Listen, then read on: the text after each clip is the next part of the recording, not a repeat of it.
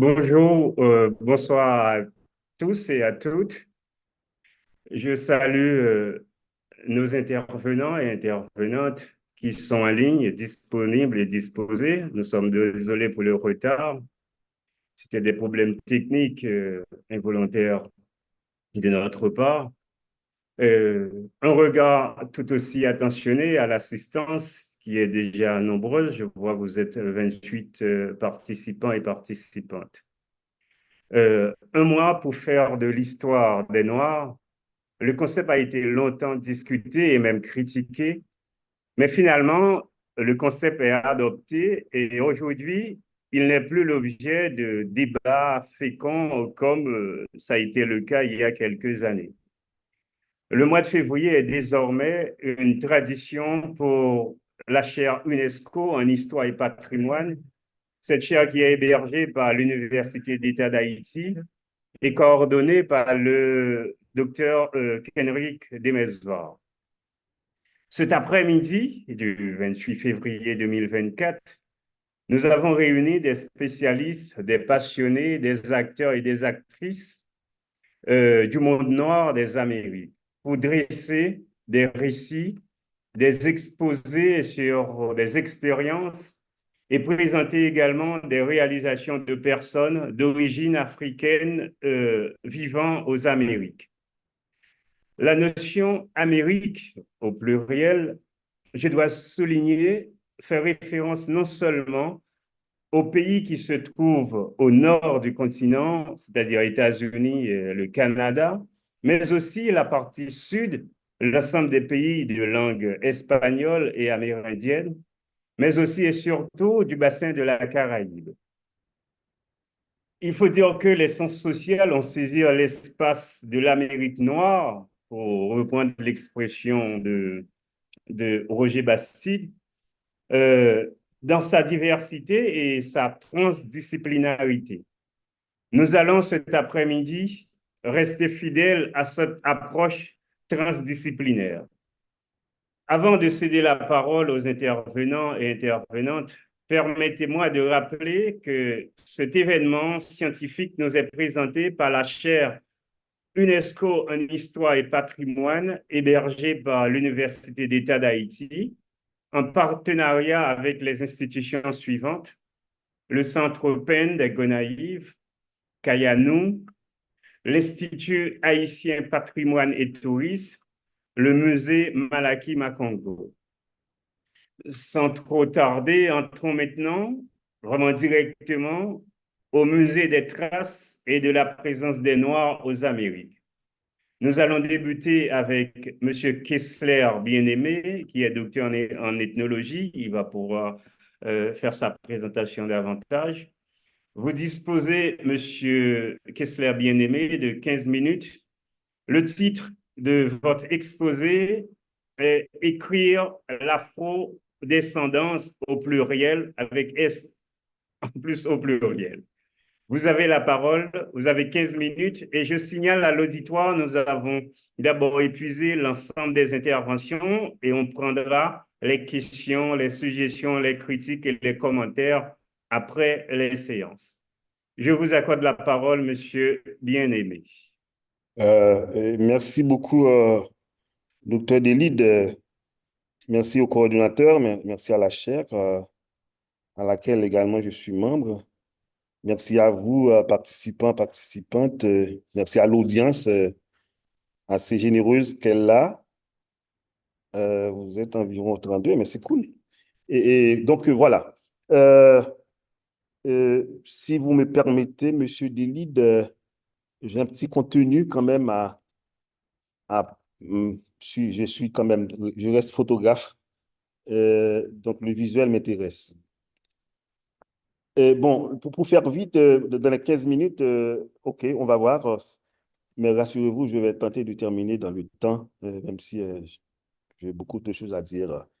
Et voilà, rapidement, hein, et, ma courte présentation ne consiste pas à vous présenter des recettes identitaires et, si vous le voulez, africanistes qui peuvent conforter les représentations que vous avez reçues de l'Afrique. il y a une manière que vous, quand même, vous saisissez l'Afrique à travers ce qu'on communique sur l'Afrique, notamment nous, de la région métasporique. Et pour me démarquer peut-être de certaines attentes légitimes, je dirais, face aux nouveaux défis des peuples issus de la servitude esclavagiste, j'invite à élargir la conception phénotypique du concept pour soulever aussi les conditions sociales de celles qui se réclament de l'afrodescendance. En fait, ça se réclame, hein. On n'est pas nécessairement c'est une position, pour dire autrement, pour dire vite. Et si l'afrodescendance, si l'afrodescendance, si être afrodescendant, c'est une condition personnelle, c'est-à-dire un choix, et parce qu'il y a quand même, il y a des gens qui viennent, qui sont issus de cette question génétique, mais en même temps qui ne se réclament pas de cette question. Donc, c'est une position pour me reprendre. Si être afrodescendant, c'est une construction personnelle et sociale dont le but est la valorisation et le respect des éléments territoriaux générationnels historique et culturelle, comment peut-on estimer le nombre d'afrodescendants alors que cette tentative est censée faite et à plusieurs reprises? Nous avons quand même des chiffres, même si je suis quelqu'un qui a toujours peur des chiffres. Selon les chiffres des Nations Unies, c'est-à-dire des chiffres assez normatifs, environ 200 millions de personnes se considérant d'afrodescendance africaine et vivent en Amérique. Des millions d'autres vivent dans diverses régions du monde et ce, en dehors du continent. Et permettez pour meilleure visibilité. OK. Et maintenant, de toute façon, comme vient de nous dire docteur Delide, et le concept a un certain ancrage aujourd'hui. C'est comme quoi ce serait plus discutable. Et au point que ici, c'est comme si nous avions préparé ensemble mon intervention. Et au point que ici, je vous présente en face la fréquence entre ça jusqu'à 2019 hein, et où cette fréquence de l'usage et de ce concept et par exemple dans le journal Le Nouveau Monde, j'aurais pu vous montrer d'autres et jusqu'en 2019. C'est-à-dire aujourd'hui, et parler d'afrodescendance, c'est pas banal, c'est quelque chose quand même qui a produit et déjà, on a eu beaucoup de réactions concernant cette position. Dans une perspective globale, on peut dire, par exemple, Antonio Guterres, lui, en 2021, OK, secrétaire général des Nations Unies, soutient que de profondes injustices et de la discrimination systématique dont ont été victimes les afrodescendants durant des siècles et continuent aujourd'hui encore, etc., auraient dû être reconnus depuis très longtemps. C'est peut-être la raison pour laquelle on a quand même institué finalement ce concept du lieu même des Nations Unies pour répondre à une question précise.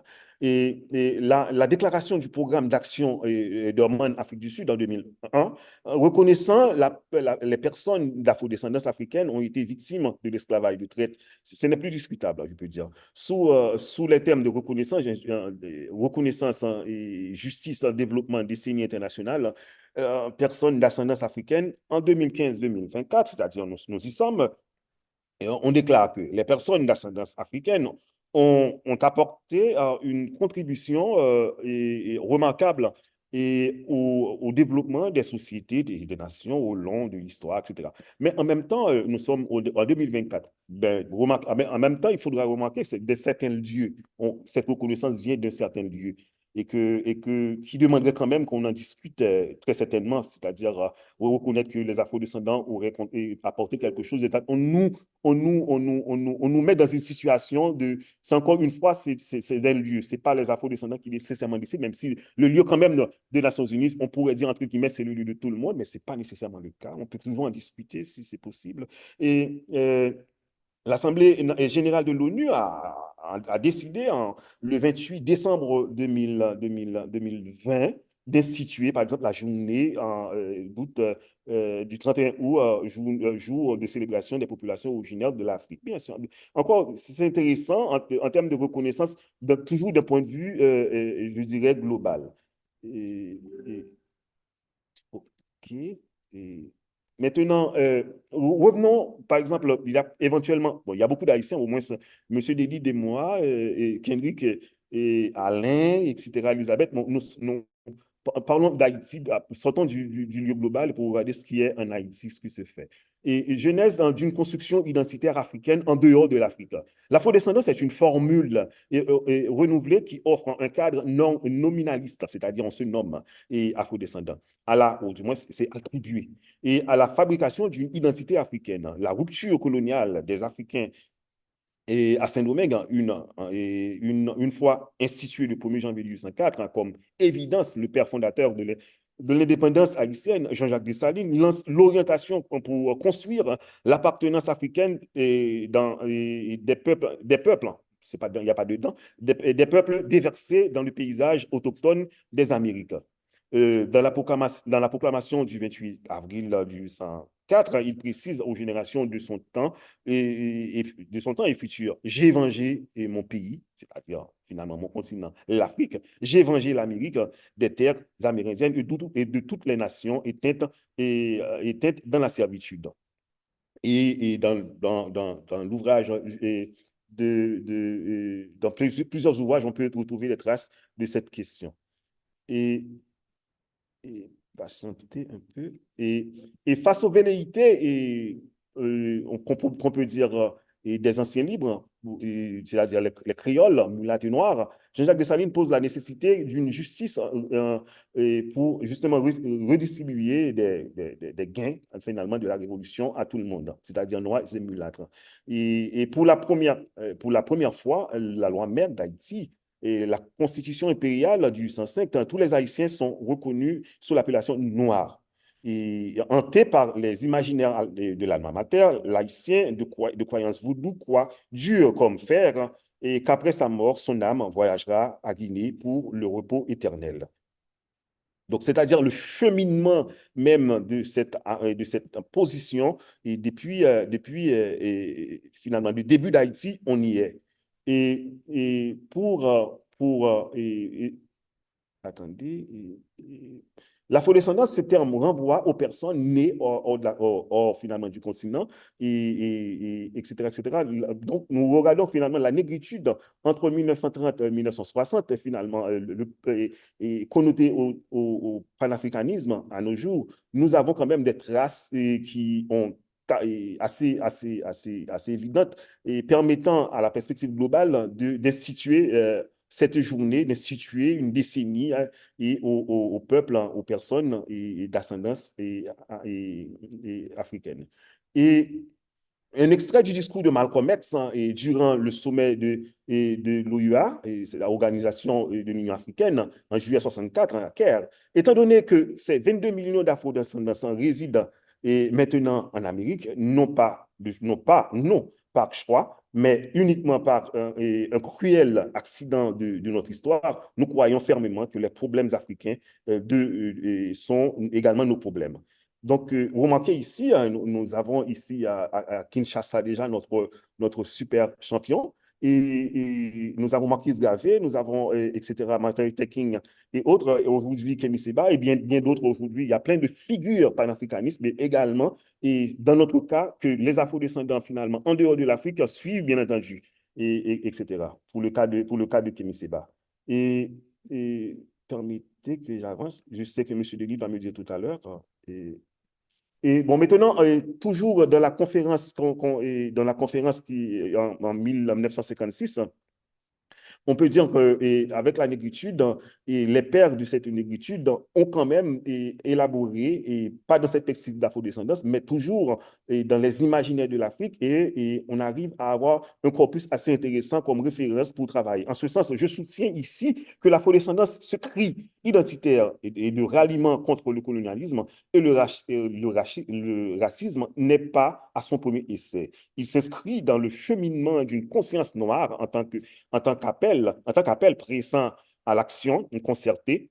Et donc, il faut tout simplement en tenir compte. Et voilà ici, à la fin de la Première Guerre mondiale, cette prise de conscience à révéler un aspect de son contenu ontologique. Sous la mobilisation du mouvement dénommé et négritude, les contributions historiographiques de Senghor, d'Alioune, de Diop, de Price-Mars, de Fanon, Aimé Césaire et bien d'autres ont fondé la contestation de la domination blanche et occidentale. La position que finalement des afro-descendants en tant que position, bien sûr, et s'inspire bien de cette littérature, de cette position antérieure concernant le colonialisme. L'auteur de l'ouvrage Afrique Unite, une histoire du panafricanisme. Et Boukari Yabara, en 2014, soutient que le mouvement a apporté à l'intelligentsia noire une conscience de son rôle dans l'histoire, lequel mouvement a atteint son point culminant lors du premier congrès international des artistes, etc., noirs. Et pour finir, et face aux nouveaux défis de la permanence, la permanente, ou du moins plutôt la permanence de la colonialité des territoires avec S post-colonisés, comment surpasser les conséquences des antécédents historiques pour élaborer de nouvelles utopies. Tel est un défi pour les afro-descendants et qui se réclament de cette lignée, de cette position, de cette identité, et alors que le défi est là pour de bon, comment se mettre ensemble. Ce n'est pas toujours évident. En dehors, c'est toujours finalement du lieu occidental qu'on donne finalement le ton et on a l'impression plutôt que nous sommes en train de relayer la position et de nous rassembler, une invitation à nous rassembler. Pour écarter le rêve des afrodescendants de toute solution facile, Kari, etc., et nous met en garde. Selon lui, le remplacement de l'Organisation de l'Union africaine en 63, etc., et le lancement du nouveau partenariat pour le développement de l'Afrique, et voire l'élection, je vais quand même conclure, et pour dire quoi, et l'afrodescendance, c'est-à-dire l'afrodescendant qui pour de bon en termes de nominaliste, se réclame de cette position. Et au lieu, ma position ici se démarque de la question phénotypique et pour voir le rôle et la place de l'afrodescendant dans l'histoire, d'une part, dans la fabrication de l'histoire dans son rôle dans les idéologies qui sont en circulation et comment, en termes d'expression, comment les afro-descendants peuvent se joindre et pour construire ensemble en tant que communauté. Et ce que, par exemple, Membe, dans son texte en 2023, nous dit que c'est le grand défi, et bien entendu, c'est le défi de nous produire comme communauté. Et que c'est une communauté, bien sûr, imaginaire. On le dit, il y a plein d'activités, il y a plein d'événements. Au manqué du lieu, par exemple, du monde diplomatique, on a vu comment la récurrence de ce thème dans les journaux. Et en même temps, jusqu'à 2019, aujourd'hui encore, si on refait ce recensement, on va voir beaucoup plus. Mais en même temps, est-ce qu'il y a une communauté d'afrodescendance? Ce n'est pas évident. Et tenant compte que c'est d'autres lieux qui nous définissent, ce n'est pas nous-mêmes qui sommes en train de nous définir. Et là, c'est une problématique assez importante, de mon point de vue, à regarder de près et comment, en tant que ceux et celles qui se réclament de l'afrodescendance, c'est-à-dire en termes de position et sociale, identitaire, culturelle, en termes de producteurs d'expression, comment on peut se mettre ensemble pour former, pour dépasser le défi territoriaux, le défi de l'histoire, le défi de mémoire, pour nous mettre ensemble, pour vraiment former une communauté qui n'est pas aujourd'hui, de mon point de vue, assez saisissable. Parce qu'on parle de toutes parts, et même du lieu de l'ONU, mais bon, on voit pas clairement par rapport à cette décennie ce qui est réglé en termes, et très concrètement. Et par rapport à ça, il y a bien sûr plein de conférences, plein d'ouvrages, etc. Mais il y a une sorte de contentement et satisfaction. Mais en même temps, la communauté de l'afro-descendante est quand même jusqu'à présent virtuelle. Merci beaucoup. C'est nous qui vous remercions, Kisser bien-aimé, pour cet exposé.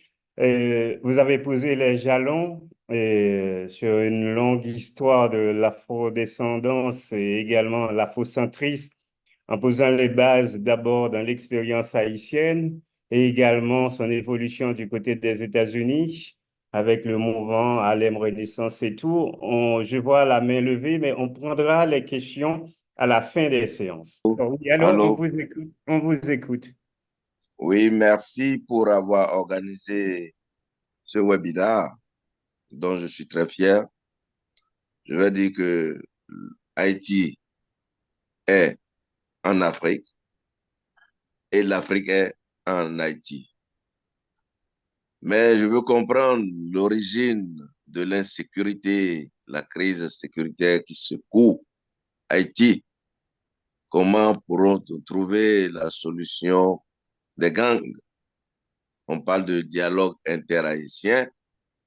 Est-ce qu'il ne s'agira pas de venir en aide à Haïti pour que la paix s'installe? Je vous remercie. Bon, merci. Nous savons que c'est une question très brûlante d'actualité, même si elle ne fait pas l'objet de notre séance d'aujourd'hui, mais peut-être que les intervenants et intervenantes pourraient proposer quelques pistes de réponse, mais ce n'est pas l'objet de notre séance d'aujourd'hui. Merci pour la question. Euh, Qui voudrait commencer? En fait, je pourrais tenter de répondre D'accord. donner un élément de réponse à la question qui a été posée par rapport à la situation d'Haïti actuelle, Oui. notamment sur la question de l'insécurité. Je me permets quand même de répondre. Bon, en fait, si c'était l'Afrique qui se portait volontiers et contribuer à limoger, à sortir Haïti de cette situation, si c'était l'Afrique, hein, ça aurait été vraiment absolument agréable et puis tout naturel. Mais on n'a pas ici l'impression que c'est d'Haïti, c'est de l'Afrique étant que ça sort. Et on a plutôt l'impression que c'est des ordres finalement qui sont venus d'un certain lieu occidental et que c'est de ce lieu-là qu'on l'Afrique est plutôt l'ensemble des pays africains qui se portent, qui se manifestent et c'est une commande. Et en tant que commande, nous, Haïtiens, Haïtiennes, on est préoccupés et pas par rapport à l'Afrique, mais par rapport à une Afrique qui reçoit encore des ordres de l'autre côté. Et c'est préoccupant dans la mesure où cette solidarité est plutôt instrumentalisée et que ces résultats seront de toute façon expliqués et que ça semble déjà compliqué. Et ça, c'est là. Et c'est quand on regarde finalement du lieu de l'émission, de l'énonciation de cette question, et comment est reçu dans la communauté haïtienne, bien entendu assez pluriel, ce n'est pas notre Afrique qui parle, c'est plutôt des Occidentaux et toujours dans ce que j'appelle à partir d'Hannibal, sociologue Hannibal Quijano, de la région et Amérique latine hispanique, bien entendu, c'est la colonialité du territoire ou des territoires et depuis le temps de 1492 à aujourd'hui qui persiste. Et si c'était l'Afrique, et l'Afrique, bien entendu, en est victime de toute façon par rapport à cette question à partir des années 60, bien entendu, on comprend, et ce sont des territoires post-colonisés, mais en même temps, et toujours la colonialité de ces territoires persiste et que nous comprenons du lieu des gouvernements cette colonialité du pouvoir et que ce n'est pas l'Afrique, bien entendu, avec de bonne foi ou non, nous n'avons pas l'impression que c'est l'Afrique de manière autonome et avec l'autodétermination politique et frère et grand frère qui souhaitent venir en aide à Haïti, c'est-à-dire à un frère ou à une sœur qui est de l'autre côté finalement de l'Atlantique. Nous n'avons pas cette impression jusqu'à présent. Merci beaucoup. Merci. Et est-ce qu'il y a quelqu'un qui voudrait ajouter ou répondre à une question précise?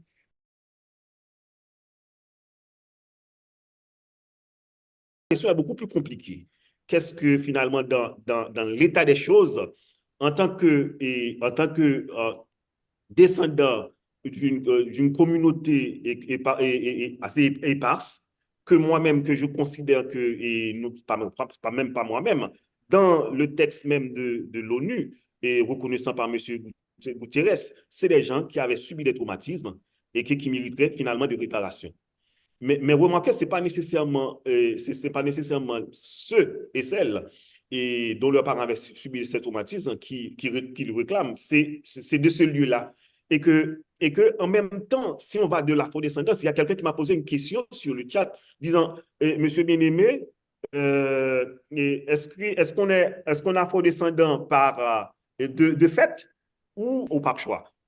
Je répondrai rapidement pour dire que, en même temps, c'est les deux, mais il faut être conscient il faut nous démarquer de toute forme de mimétisme, au sens que parler de l'afrodescendance et que comme ça, on est ensemble. Comme dit dans le vaudou haïtien, on est ensemble, mais on n'est pas amis. Hein. Et le vaudou nous donne ce renseignement. En ce sens que si l'Afrique est effectivement dans la thèse qui est dominante aujourd'hui, heureusement, qu'elle est le berceau de l'humanité, à Bobo, eh bien, comment parler de l'afrodescendance et qu'à partir du lieu des Amériques, à partir du lieu des Caraïbes, comme quoi c'est de là que ça se trouve. Alors que les Anglais reconnaissent aujourd'hui, finalement, nous sommes leurs ancêtres. C'est-à-dire des recherches qui sont faites. Hein. Et je peux, si on me permet, et partager encore mon écran, et il y a, que je n'ai pas montré nécessairement, Oui, allez-y. et OK, Et je- remarquez le phénotype qui est là, c'est-à-dire assez diversifié en termes de génétique, en termes de génome, c'est-à-dire matériel de l'ADN qui est assez diversifié. Nous ne sommes pas nécessairement en Amérique représentatif d'un type d'Africain. Regardez les images. Je reste moi-même dans mon métier de photographe d'imagiste, regarde ça. Regardez finalement l'ancêtre finalement des Européens.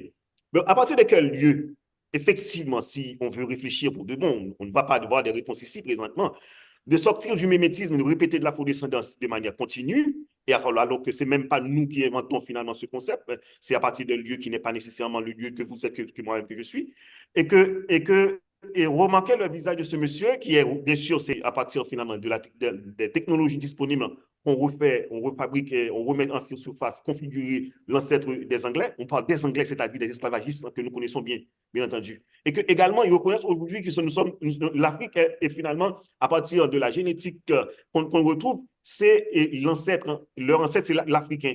Mais comment se fait-il que nous, dans l'Amérique, comme Massengo a des raisons, est-ce qu'il existe finalement des Noirs en Amérique? Eh bien, est-ce qu'il existe également des Noirs dans ce lieu-là, finalement, l'Angleterre? Est-ce qu'ils se reconnaissent comme afro-descendants? Et donc, pourquoi, ma question encore une fois, pourquoi nous confiner, finalement, dans un discours encore occidental et qui nous donne un délai de 10 ans pour célébrer, et que c'est certain que finalement des experts sont en train de réfléchir encore présentement pour nous donner une autre décennie prime, alors que nous, en tant que communauté souffrante, et la communauté souffrante en tant que telle n'est pas constituée. Pourquoi quand on parle de l'Afrique, par exemple, dans l'image en dessous, on voit des Amérindiens, etc., qui sont par exemple au Brésil, hein, que je fais partie de ce groupe-là, et de recherche, et on voit le nord de l'Afrique et ces deux dames qui est là. Donc, on a l'impression qu'on reproduit du noirisme. Et ce n'est pas parce que le noirisme n'est pas nécessaire, mais ça demande quand même qu'on se pose des questions. Qu'est-ce qu'on fabrique? Qu'est-ce qu'on veut instituer? Et pourquoi ne pas regarder la question de l'afrodescendance de manière à partir du berceau de l'Afrique comme berceau de l'humanité, pour voir dans l'afrodescendance finalement toute la chaîne humaine qui est la thèse actuellement dominante. C'est je n'ai pas de réponse, mais des préoccupations que je pose par rapport aux mouvements qui se font, des colloques, de ceci, de réflexion, etc. Mais on est dans le mimétisme. Et je pose cette question ici présente, éventuellement que dans les prochaines années, on aura plus de temps à fouiller davantage et nous éclairer davantage. La communauté de souffrantes, des souffrantes m'intéresse, mais pas nécessairement l'afrodescendance, parce que la question est beaucoup plus que génétique et phénotype, elle est justement sociale par rapport à ce qui dispose. Elle est géopolitique dans la mesure où l'Afrique qui veut nous aider aujourd'hui, comme la question a été posée tout à l'heure par quelqu'un du continent, c'est une Afrique mineure et une Afrique mineure dans la mesure où elle reçoit des commandes. Et ces commandes sont tellement claires, c'est dérangeant, c'est curieux, c'est embêtant et c'est une souffrance finalement de voir comment et ce grand continent, personne de l'humanité encore reçoit des ordres pour venir finalement sauver ses fils de l'autre côté du continent. Merci beaucoup, mais ben, désolé, hein, j'ai trop Non, parlé. non, c'est bon, c'est bon. Oui, ça, c'est un vieux débat des sciences sociales. Comment faire communauté? Est-ce la situation sociale? Est-ce la question de couleur?